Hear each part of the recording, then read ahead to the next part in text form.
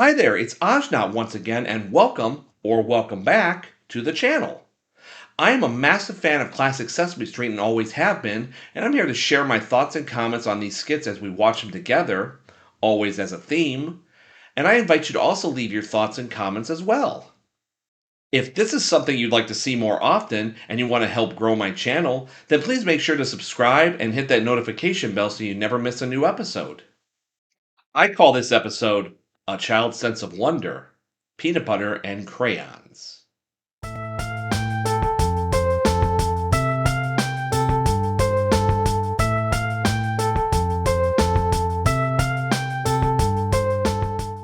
And no, I don't mean a child wondering what a peanut butter and crayon sandwich tastes like. I know there was probably some weird kid out there who tried it and found out the hard way that it doesn't taste good. What I mean is when kids wonder how the stuff that is part of their life, their youth, and their happiness is made. I have two wonderful skits that you'll remember. The first one is a girl who puts some peanut butter on a slice of bread for a snack, and wondering how one little peanut can make so much peanut butter. And then we get to unlock an earworm that you probably forgot about until now, explaining otherwise.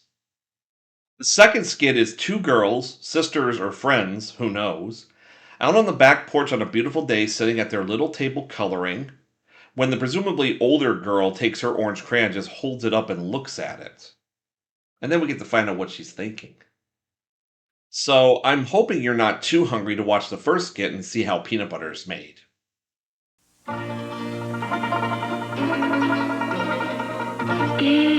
Peanut butter.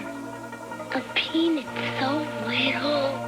How can you get For some reason thought the peanut butter that she was spreading on looked weird. Maybe it's just me.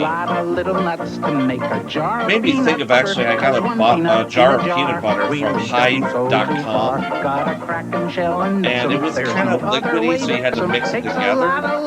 But it just reminded me of peanut butter that was already a little bit melted, kind of like when you put it on toast. Also, I found out this is the Teddy Peanut Butter Factory in Everett, Massachusetts. And apparently they're still in business to this day. Must be a regional brand because I personally never heard of them until recently. Should look them up. All those nuts. That's why we got a peanut farm, like the one owned it by the late former President Jimmy Carter out in Plains, Georgia. A little salt, a little sugar makes the goo taste really good. Keep it pumping through the pipeline like a peanut butter pumper should.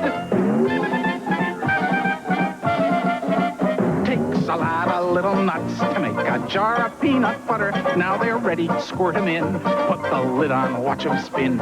Into boxes nice and steady. Ship them out, hey world, we're ready. Takes a lot of little nuts to get things done.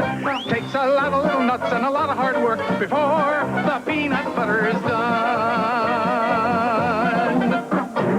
Got all those boxes of peanut butter ready to be shipped out. There's what I still thought was weird looking peanut butter. She spreads it out properly. There she goes. She had such a big job.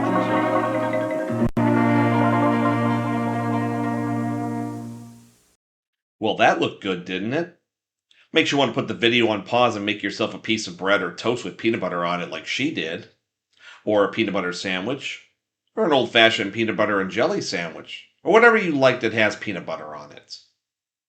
Okay, now that you're back, let's watch how crayons are made. Here we go. Now, I believe this is the only Sesame Street skit ever made like this, where it's just the video and music.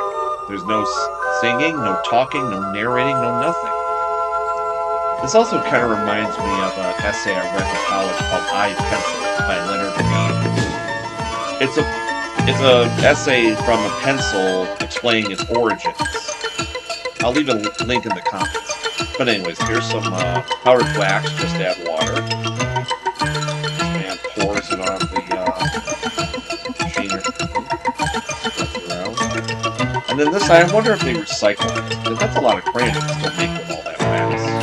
Speaking of which, here come the crayons. And I'm wondering if the Crayola factory back then, like, just employed senior citizens. And we know this is the Crayola factory, even if it doesn't say. because we know the boxes are going to be safe. But these ladies and that guy have to be at least 60 or 70 years old. Now, this machine's feeding them through to get the labels put on each one.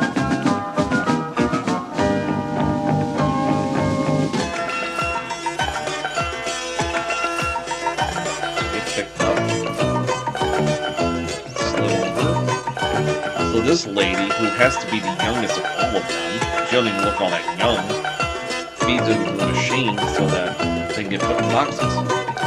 It was at this point when I first saw this as a kid that I started going, all excited and such. And see, if you look closely, it says Crayola, crayon, so if they were trying to hide the brand name, they failed. And then you got a little goof here. See, this is a slightly used crayon, like she was just using. And then when she puts it back, it's brand new. Now, there are two things I think of with this skit. One, that they didn't show the boxes of crayons being packed in the big boxes, put on the trucks, and then taken to distribution centers where they would eventually end up at the drugstores, general stores, Kmart's, or whatever place you could buy a box of crayons at back then. Secondly, I also imagine the other girl looking over at her and seeing her all zoned out staring at the crayon. And she's like, Sissy, Sissy, Sissy! And she's like, whoa, whoa. She goes, what are you doing? And nothing. And then just goes right back to coloring. And that's going to do it for another episode of Ahjnot. As always, the videos are in the description so you can watch them unabated. And if you can leave a comment there, tell them Ahjnot sent you. And don't forget to like, comment, share, subscribe, and hit that notification bell so you never miss a new video. And also, if you follow me on X and Instagram, I'll follow you right back. Have a great week. Take care of yourself mentally, look out for your loved ones, and try to be kind to one another. Until next time, Ahjnot, 3, 2, 1, out.